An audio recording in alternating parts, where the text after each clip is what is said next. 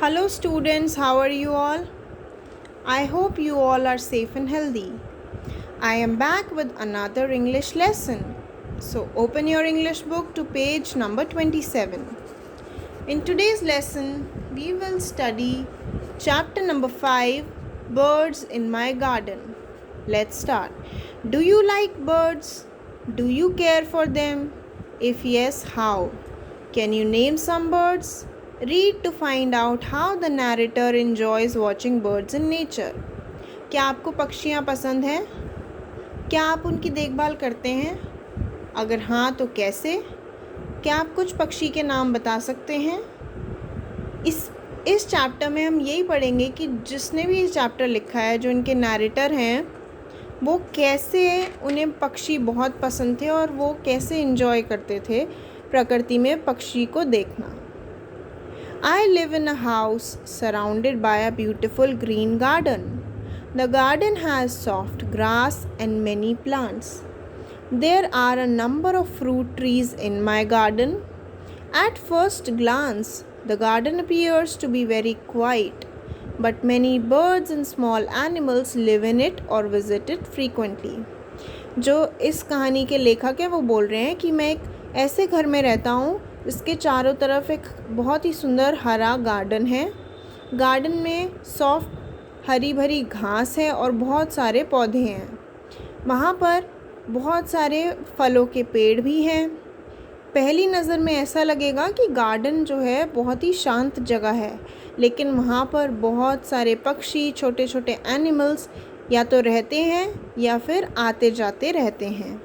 Every morning I am awakened by the sweet song of a cuckoo. The song is so sweet that I just lie in bed listening to the song until the bird flies away. हर सुबह मैं कोयल की आवाज़ से, कोयल के मीठे गीत से उठता हूँ. गीत इतना सुंदर, इतना मीठा होता है कि मैं बस बेड में, बिस्तर में लेटा लेटा उसको सुनता रहता हूँ जब तक पक्षी उड़ नहीं जाते.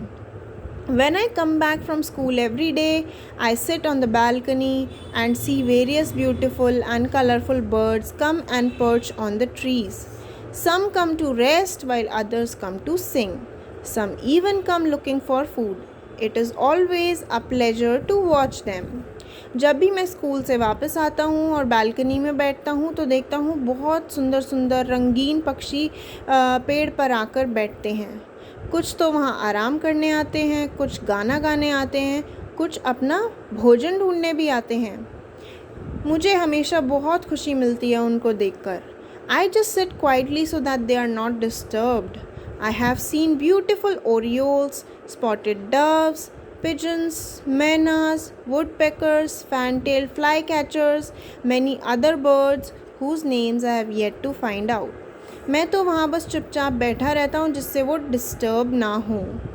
मैंने बहुत सुंदर सुंदर ओरियोल्स देखे हैं, डव्स देखे हैं, पिजन्स देखे हैं, मैना देखी है, वुडपेकर देखा है, फ्लाई कैचर देखे हैं और बहुत सारे अदर और भी पक्षी जिनके मैं नाम अभी नहीं जानता हूँ. दे सिंग, dance, display their beautiful colors. It is quite a treat to watch them. वो गाते हैं, नाचते हैं और अपने रंग बिरंगे रंग जो हैं उनके पंखों के वो फैलाकर दिखाते हैं. उन्हें देखने में बहुत ही मज़ा आता है. There are nests of some little chirpy sparrows that often come into the house looking for some food. I give them breadcrumbs. It is in this garden that I saw a hummingbird for the first time. What a beautiful and tiny bird it is.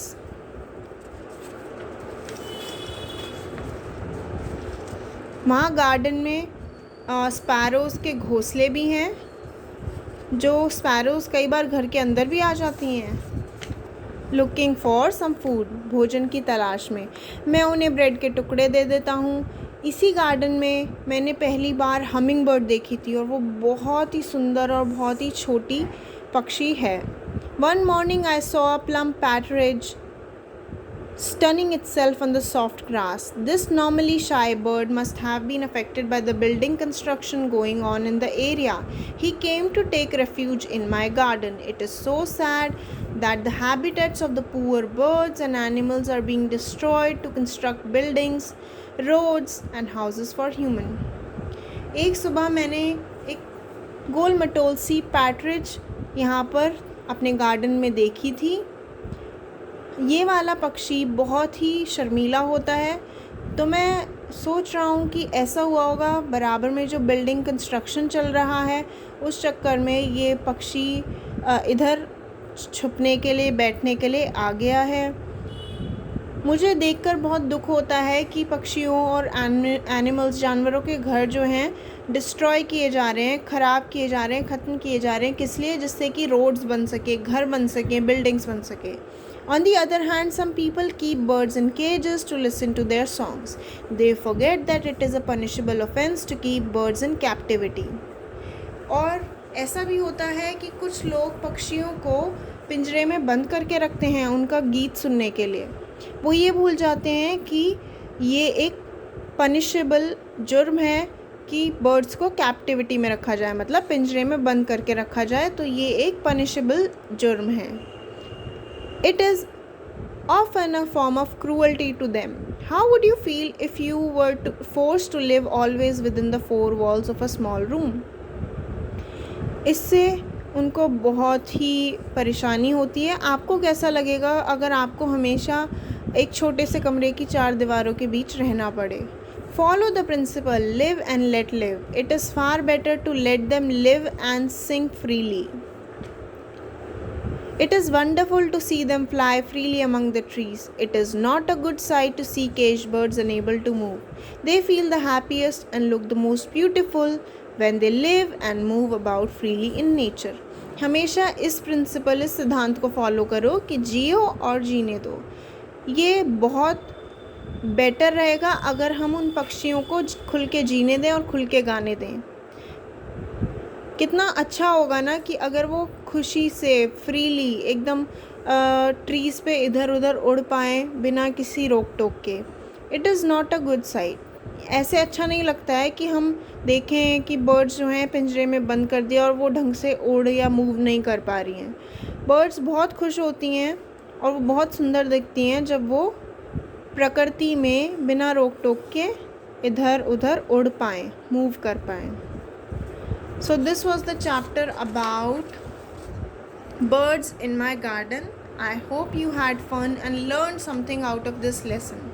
I will see you in the next class. Until then, bye.